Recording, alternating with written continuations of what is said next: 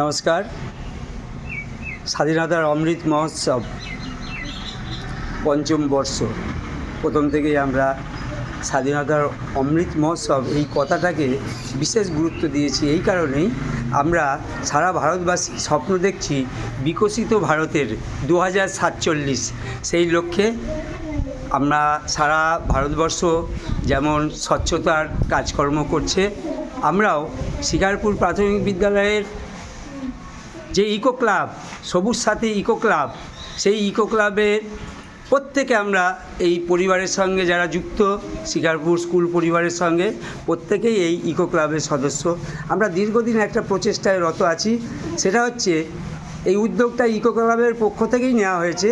সেটা হচ্ছে প্লাস্টিক মুক্ত ভারত। প্লাস্টিক মুক্ত ভারত কারণ কি, এই প্লাস্টিক যে দূষণ, যে মাত্রা ছাড়া দূষণ হচ্ছে, শুধু প্লাস্টিক সংগ্রহ করলেই তো হবে না, তার সঠিক ব্যবহার, রিসাইকেল পদ্ধতি, তার ব্যবস্থা করতে হবে।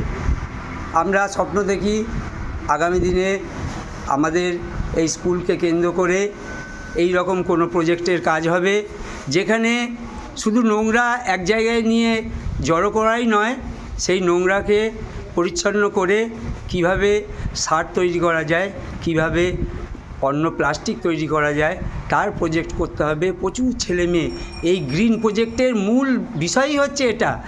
শুধু গাছ লাগালেই গ্রিন প্রজেক্ট হয় না, এই প্রকৃতিকে আমরা একদম সুন্দর করে গড়ে তুলতে চাই। তাই ইকো ক্লাব ছোট্ট প্রচেষ্টা, আমাদের স্কুলের যত ছেলে মেয়ে আছে তাদের দিয়ে আমরা গ্রাম থেকে প্লাস্টিক নিয়ে আসছি এবং প্লাস্টিক জড়ো করে আসছি। আপনাদের জানাই, আমরা বহু প্রচেষ্টা করেছি এই প্লাস্টিক অন্যত্র পাঠিয়ে দেওয়ার, কিন্তু সেই রকম সহযোগিতা পূর্বে আমরা পাইনি। এবছর আমরা সত্যিই একটা সুন্দর সহযোগিতা পেয়েছি, যেখানে হাটকালনা পঞ্চায়েত আমাদের সরাসরি সহযোগিতা করেছে। তাদের গাড়ি এসে এই নোংরা, এই যে প্লাস্টিক নিয়ে গেছে। আপনাদের কাছে আবেদন, আমরা দীর্ঘদিন এই কাজটা করছি। আগামীকাল আমাদের স্বাধীনতা দিবস।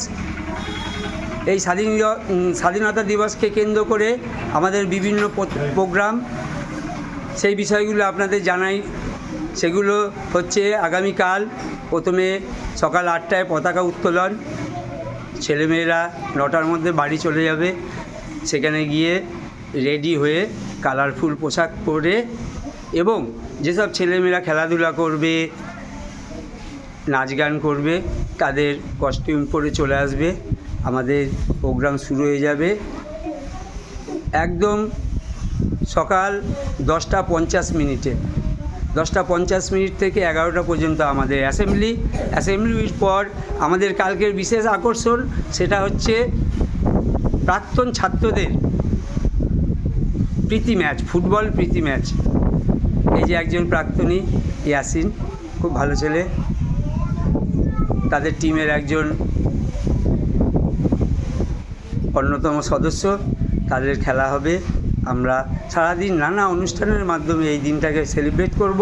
এই যে দেখুন, এইভাবে প্লাস্টিক আমরা নিয়েছি, নিয়ে এই বস্তায় জড়ো করে আমরা ভরে রাখবো।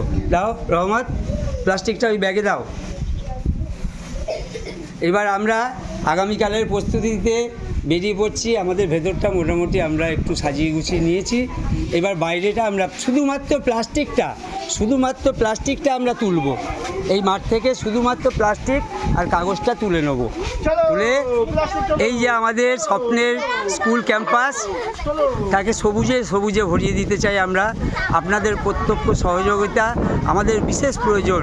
আমরা গাছ লাগাচ্ছি রাস্তার ধারে, আপনাদের কাছে আবেদন, এই গাছের যত্ন আপনারা নেবেন। আমরা তো কয়েক ঘন্টা স্কুলে থাকি।